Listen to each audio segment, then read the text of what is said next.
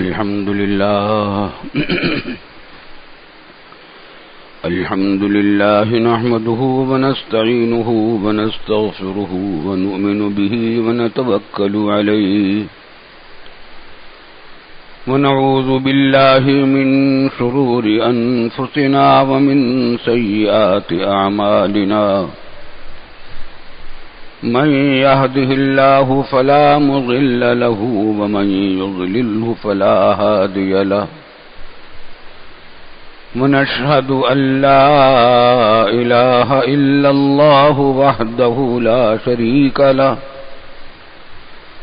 ونشهد أن سيدنا وسندنا ومولانا محمدا عبده ورسوله صلى الله تعالى عليه وعلى آله وصحبه أجمعين وسلم تسليما كثيرا كثيرا أما بعد فأعوذ بالله من الشيطان الرجيم بسم الله الرحمن الرحيم يا أيها الذين آمنوا اتقوا الله وكونوا مع الصادقين بزرگان محترم اور برادران عزیز، جیسا کہ معلوم ہے رجب کا مہینہ شروع ہو گیا ہے، اور یہ رجب کا مہینہ یہ رمضان کی تمہید ہے، رمضان کے لیے تیاری والا مہینہ ہے۔ یہ دونوں مہینے، میں نے پچھلے جمعہ کو حدیث سنائی تھی کہ رسول اللہ صلی اللہ علیہ وسلم جب رجب کا چاند دیکھتے تھے تو دعا فرمایا کرتے تھے کہ اللہم بارک لنا فی رجب و شعبان وبلغنا رمضان، اور ہمیں رمضان تک پہنچا دے، یعنی ہمیں زندہ رکھ رمضان تک، اس سے پہلے موت نہ آئے، تاکہ رمضان کی برکتیں، رحمتیں، جو اللہ کی نعمتوں کی رحمتوں کی بارش ہوتی ہے، اس سے محروم نہ رہ جائیں۔ 2 مہینے پہلے سے آپ کو شوق ہوتا تھا رمضان کا، اور اسی میں یہ بات بھی بتلا دی تھی کہ آپ دعا فرماتے تھے کہ اللہ ان دونوں مہینوں میں ہمارے لیے برکت عطا فرما۔ معلوم ہوا کہ یہ دونوں مہینے برکتوں کے ہیں، رمضان تو ہے ہی برکتوں والا مہینہ، لیکن یہ دونوں مہینے بھی برکتوں والے ہیں،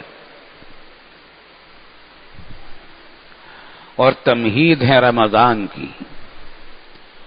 رمضان کے مہینے کا پیغام ایک یہ بھی ہے کہ اب رمضان کی تیاری کیجیے۔ رمضان کی تیاری میں کئی باتیں شامل ہیں۔ ایک یہ کہ اگر کسی کے ذمے پچھلے رمضان کے یا پچھلے رمضانوں کے روزے باقی ہیں تو ابھی وقت ہے، نیا رمضان شروع ہونے سے پہلے پچھلا حساب بے باک کر لیا جائے، پچھلے روزے قضا کر لیے جائیں۔ بعض لوگوں کا یہ روزے بیماری کی وجہ سے رہ جاتے ہیں، بعض کے سفر کی وجہ سے رہ جاتے ہیں۔ شریعت نے بیماری اور سفر میں روزہ عارضی طور پر چھوڑنے کی اجازت دے رکھی ہے، یعنی بعد میں قضا کرنے کی اجازت دے رکھی ہے کہ بعد میں رمضان کے رکھے جا سکتے ہیں۔ بعض لوگوں کے روزے غفلت کی وجہ سے، سستی کی وجہ سے، کم ہمتی کی وجہ سے پچھلے رمضانوں کے رہ جاتے ہیں۔ ان کے لیے بھی بہترین موقع ہے کہ نیا رمضان آنے سے پہلے پچھلا حساب بے باک کر لیا جائے، ورنہ پھر اگلے مہینے کے روزے ہیں تو آدمی یہ سوچتا رہتا ہے کہ چلو میاں کر لیں گے، چلو 3 اس مہینے میں رکھ لو، 3 اس مہینے میں رکھ لو، باقی عید کے بعد رکھ لیں گے۔ مگر شیطان بہکاتا ہے یہ باتیں. شیطان سے پوچھے کہ تمہیں کوئی گارنٹی تیرے پاس ہے ایسی جو دے سکے کہ ہم رمضان کے بعد بھی زندہ رہیں گے اور رمضان تک بھی زندہ رہیں گے؟ کچھ گارنٹی نہیں ہے. اپنے آپ کو تیار رکھنا چاہیے قبر کے لیے. قبر ہماری منتظر ہے. وہ جگہ مقرر ہے جہاں قبر میں ہمیں جانا ہے. وہ وقت مقرر ہے، وہ دن مقرر ہے، وہ تاریخ مقرر ہے. اور بعض روایات میں تو آتا ہے کہ جہاں قبر ہونے والی ہے وہ جگہ آواز دیتی رہتی ہے کہ آؤ فلاں ابن فلاں، میں تمہارے انتظار میں ہوں، اچھے اعمال لے کر آنا، اچھے اعمال لے کر آنا. کیونکہ اچھے برے اعمال کے اثرات قبر ہی میں شروع ہو جاتے ہیں. اصل سزا و جزا تو یوم آخرت میں قیامت کے بعد ہوگی، میدان حساب جب برپا ہوگا. لیکن سزا کے اثرات، ابتدائی سزائیں شروع ہو جاتی ہیں. قبر کا زمانہ یعنی برزخ کا زمانہ، ایک یہ عالم دنیا ہے، ایک عالم آخرت ہے جو قیامت کے بعد جس میں ہم زندہ کیے جائیں گے.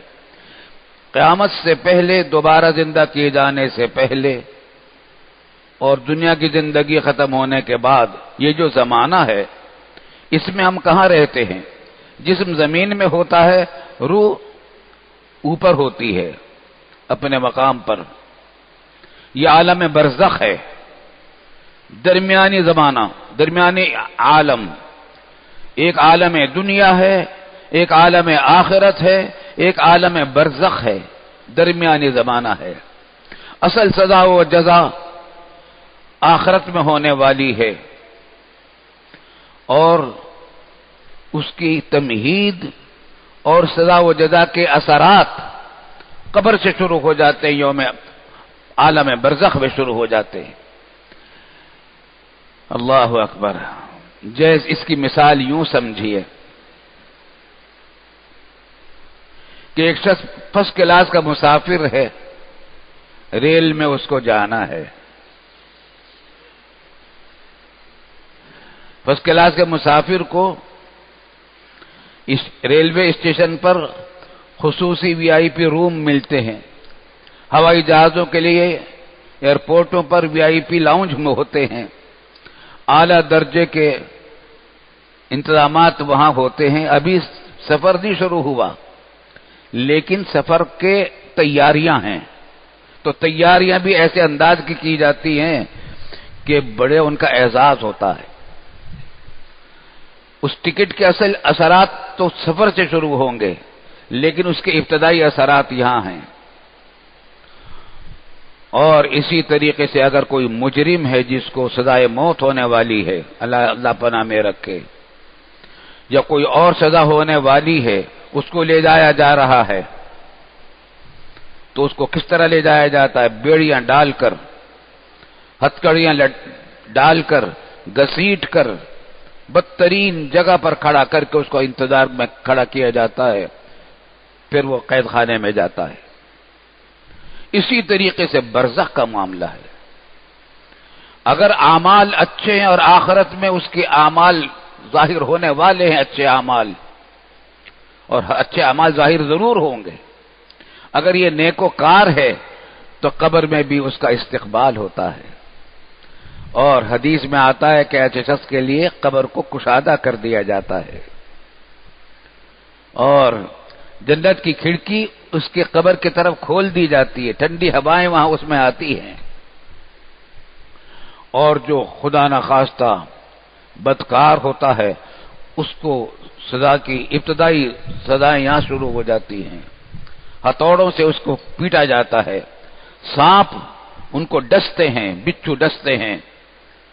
قرآن کریم نے خود فرمایا کہ جو لوگ زکوٰۃ نہیں ادا کرتے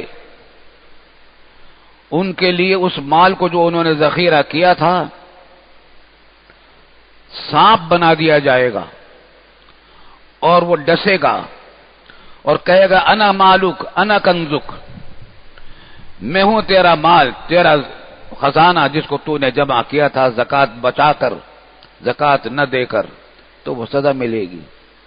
یہ سب قبر میں شروع ہو جاتے ہیں حالات، آخر میں حالات وہاں پیش آنے والے ہیں۔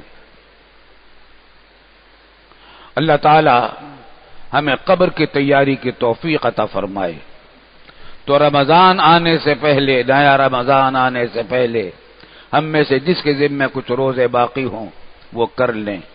خاص طور سے خواتین کے ذمے زیادہ روزے رہ جاتے ہیں، کیونکہ ان کو شرعی عذر کی وجہ سے کچھ دن ایسے گزارنے ہوتے ہیں جس میں روزے نہیں رکھ سکتی، ان کے قضا کرنی پڑتی ہے۔ گھر کے خواتین کو اس طرف توجہ دلائی جائے۔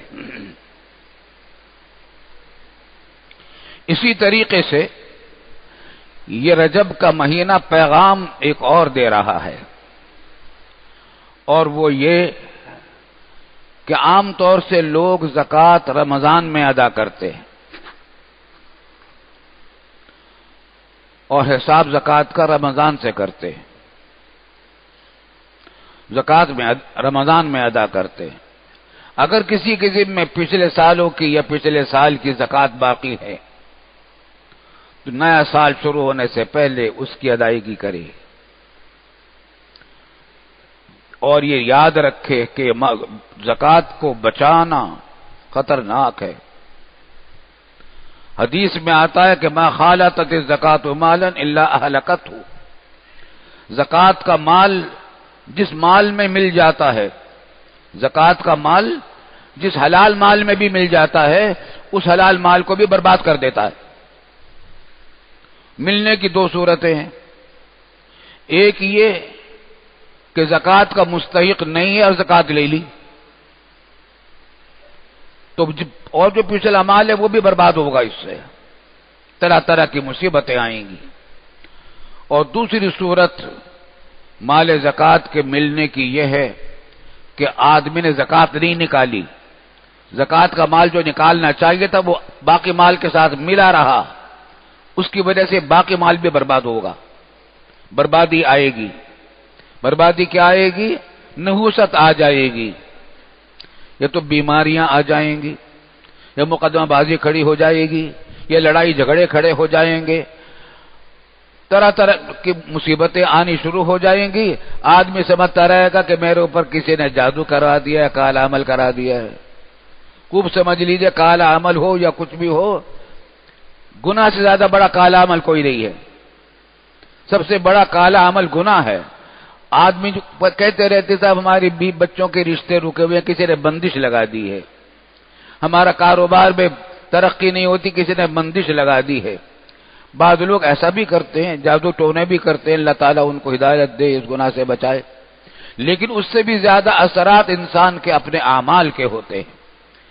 گناہوں کے بدعمالیوں کے اتنے اثرات ہوتے ہیں کہ اس سے بربادی آتی ہے، خوشیاں تو اڑی جاتی ہیں، حلال مال سے خوشیاں نہیں ملتی، ہمارا تو تجربہ ہے، خوشیاں اور راحتیں نہیں ملتی۔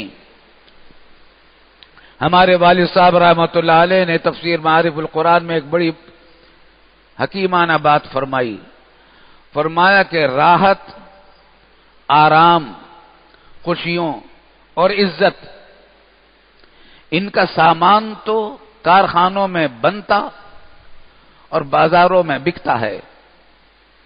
خوشیوں کا سامان ہے، راحت کا سامان گاڑی ہے، مکان ہے، فرنیچر ہے، اور خوشیوں کا سامان ہے، عزت کا سامان ہے، لباس ہے، کارخانوں میں بنتا ہے اور بازاروں میں بکتا ہے۔ لیکن عزت، راحت اور خوشیاں کسی کارخانے میں نہیں بنتی، کسی بازار میں نہیں بکتی، یہ صرف اللہ کے دینے سے ملتی ہیں، اور یہ ملتی ہے اللہ کی رضا سے۔ اللہ رب جب آدمی حلال کماتا ہے، تھوڑے پیسے سے اللہ تعالیٰ اتنی خوشیاں دے دیتا ہے، اتنی راحتیں دے دیتا ہے، اتنی عزتیں دے دیتا ہے کہ حرام والے کو اتنی عزت نہیں ملتی۔ آپ کبھی اگر دیکھیں گے کسی حرام والے کو کہ وہ بڑے مزے سے زندگی گزار رہا ہے، ایسے آدمی دو طرح کے ہوتے ہیں، یا تو وہ ہوتے ہیں جو آئندہ فی الحال تو اسی حالت میں ہیں، لیکن بالآخر ان کے اوپر کوئی مصیبت آنے والی ہے، دنیا میں کوئی مصیبت آئے گی، ایسے واقعات بھی بے شمار ہیں، آپ اخبارات میں بھی دیکھ لیں، ہمارے پاکستان کی تاریخ میں کیسی شخصیتیں ہیں جنہوں نے اسلام کے ساتھ غداری کی، ملک کے ساتھ غداریاں کی، عوام کو لوٹا، کیسے کیسے مصائب میں گرفتار ہوئے، کسی کو پھانسی چڑھ گئی، کسی کی بیوی پاگل ہو گئی، کسی کے بیٹے نے خودکشی کر لی، طرح طرح کے واقعات ہیں، اللہ پناہ میں رکھے۔ تو حرام مال کبھی راس نہیں آتا مسلمان کو، اور اگر کبھی دنیا میں اس کو سزا نہیں ملی تو یہ علامت اس بات کی ہے کہ اللہ تعالیٰ نے اس کے لیے عذاب بہت خطرناک تیار کیا آخرت میں۔ دنیا میں تو اللہ تعالیٰ سزا دے کر اس کی گناہوں کا معافی کا ذریعہ بنا دیتے ہیں۔ تکلیف میں کسی کو دیکھو تو تکلیف والوں کو بھی یہ چاہیے کہ اللہ تعالیٰ سے پناہ بھی مانگے، اللہ مجھے اس تکلیف سے بچا لے، اللہ تعالیٰ سے توبہ اور استغفار بھی کرے، مجھ سے گناہ ہوئے معاف کر دیجئے، اور لیکن اس پر اطمینان کرے کہ دنیا میں آ گئی، اور آخرت میں اگر سیدھا پکڑا گیا اور دنیا میں اس کا بدلہ نہ لیا گیا تو وہ خطرناک بات ہے۔ ہمارے شیخ نے ایک واقعہ سنایا تھا، اللہ اکبر، حضرت مولانا مسیح اللہ خان صاحب رحمۃ اللہ علیہ نے، کہ دو فرشتے اپنے اپنی ڈیوٹیاں انجام دے کر واپس جا رہے تھے اوپر، آپس میں ملاقات ہوئی، ایک نے دوسرے سے پوچھا کیا کر کے آئے ہو؟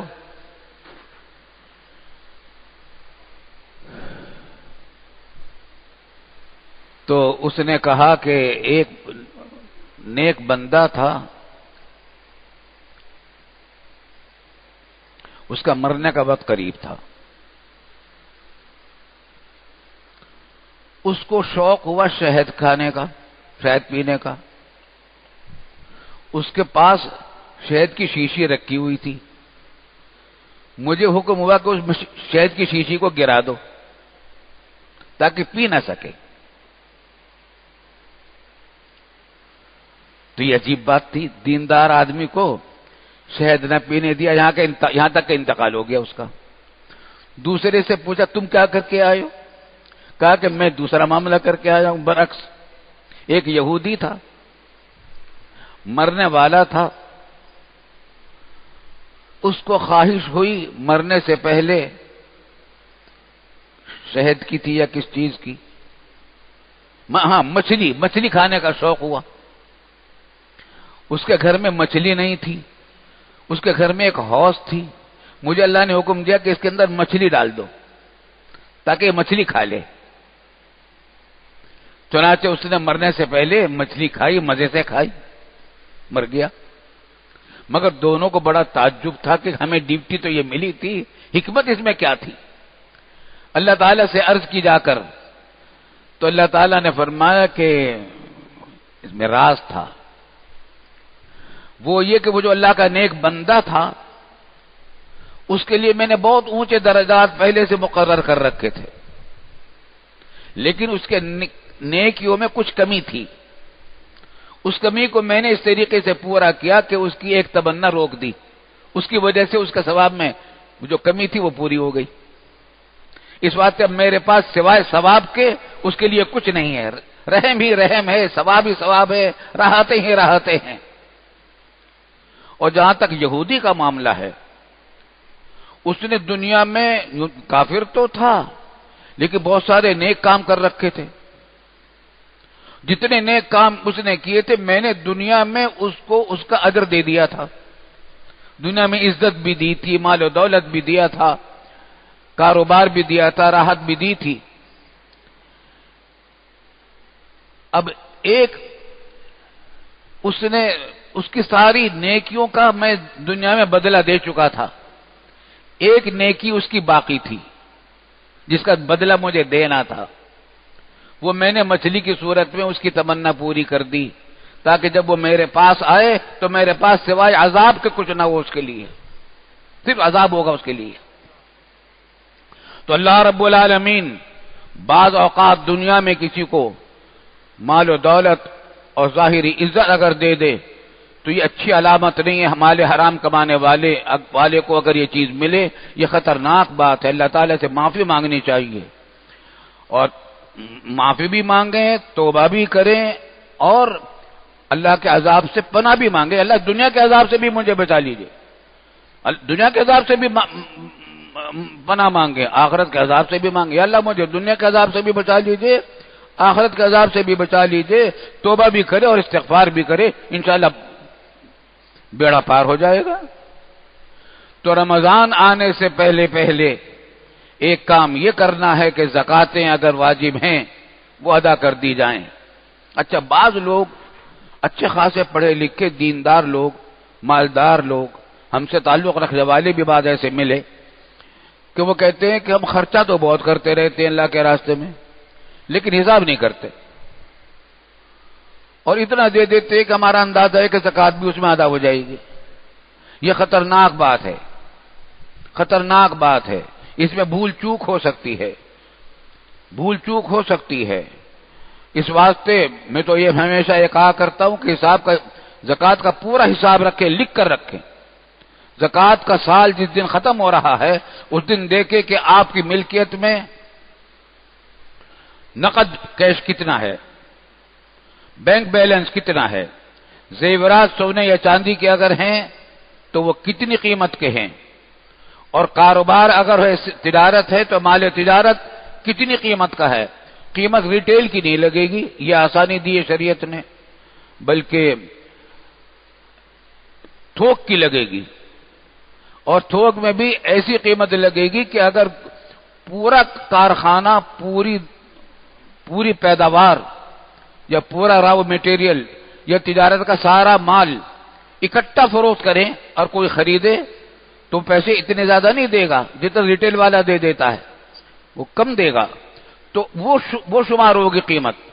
اس قیمت کو بھی لکھ لو کہ میرے پاس دکان میں جو فروخت کے لیے سامان رکھا ہوا ہے, الماریاں, فرنیچر وغیرہ کا حساب نہیں, بلکہ مال جو فروخت ہونے کے لیے رکھا ہے اس کی کتنی قیمت بنتی ہے تھوک میں, اس طریقے سے.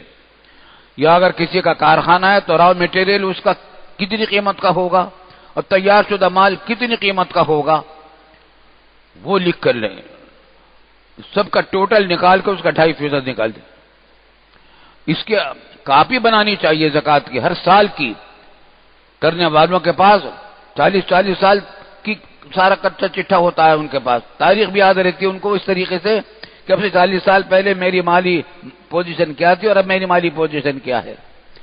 آپ دیکھیں گے کہ جو زکات دینے والے لوگ ہوتے ہیں ان کے مال میں کمی نہیں آتی.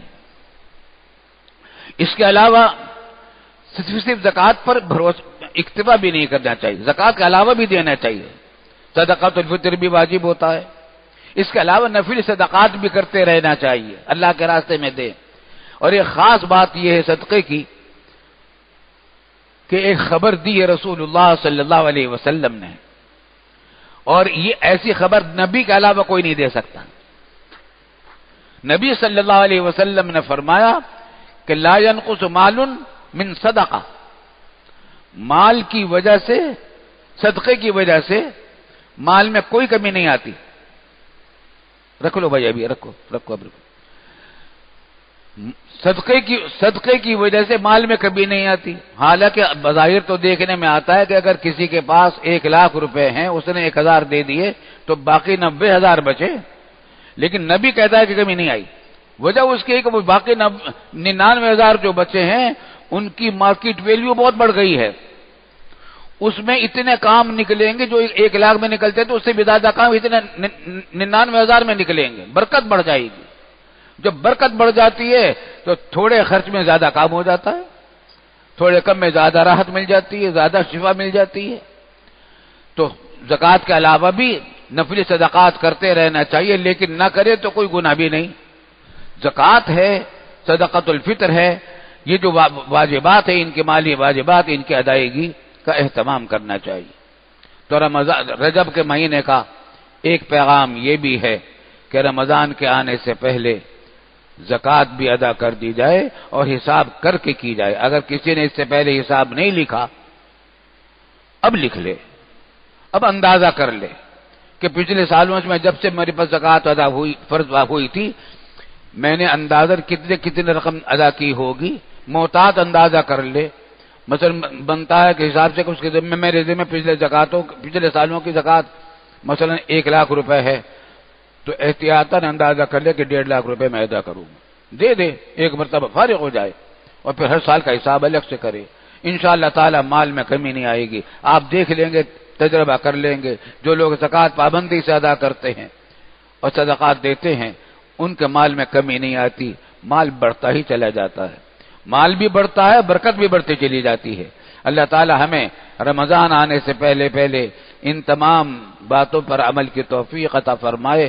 اور تیسری بات یہ ہے کہ رمضان کی جو نعمتیں ملنے والی ہیں اور ثواب اور بخششیں ملنے والی ہیں، روزے پر، تراویح پر، تلاوت پر، ذکر اللہ پر، ہر عبادت پر ثواب بہت بڑھ جاتا ہے، لیکن بندوں کے حقوق روزے رکھنے سے معاف نہیں ہوتے۔ بندوں کے حقوق اگر آپ کے ذمے ہیں، کسی کو مارا تھا آپ نے، کسی کا دل دکھایا تھا، کسی کا مال چھینا تھا، کسی کو دھوکہ دے کر پیسے پورے لیے تھے، مال کم دیا تھا، ناپ تول میں کمی کی تھی، بندوں کا حق مار لیا تھا، یہ روزوں سے معاف نہیں ہوتا، یاد رکھیے، نفلوں سے معاف نہیں ہوتا، اس کی تو سزا ملتی ہے۔ یا تو حق ادا کرو بندے کا، یا اسے معاف کروا لو، اور اگر نہ ادا کیا اور معاف بھی نہ کرایا تو یاد رکھیے آخرت میں وہ نہیں چھوڑے گا، آخرت میں تو ہر ایک کو اپنی اپنی پڑی ہوگی۔ یوم یفر المرء من اخیہ وامہ وابیہ وصاحبتہ وبنیہ لکل امرئ منہم یومئذ شأن یغنیہ۔ اس دن نہ باپ کام آئے گا، نہ ماں کام آئے گی، نہ بھائی کام آئے گا، نہ شوہر کام آئے گا، نہ بیوی کام آئے گی۔ ہر ایک جواب دے دے گا کہ آج تو مجھے اپنی پڑی ہوئی ہے، تو وہاں کوئی معاف نہیں کرے گا، یہاں معاف کروا لو، حقوق ادا کر دو۔ رمضان آنے سے پہلے پہلے یہ کام ہو جائے تاکہ رمضان کی نعمتیں ایسی ملیں کہ بخشائے رمضان سے فارغ ہوں۔ اللہ تعالی ہمیں رمضان کا استقبال کرنے کی صحیح طریقے سے توفیق عطا فرمائے۔ وآخر دعوانا ان الحمد للہ رب العالمین۔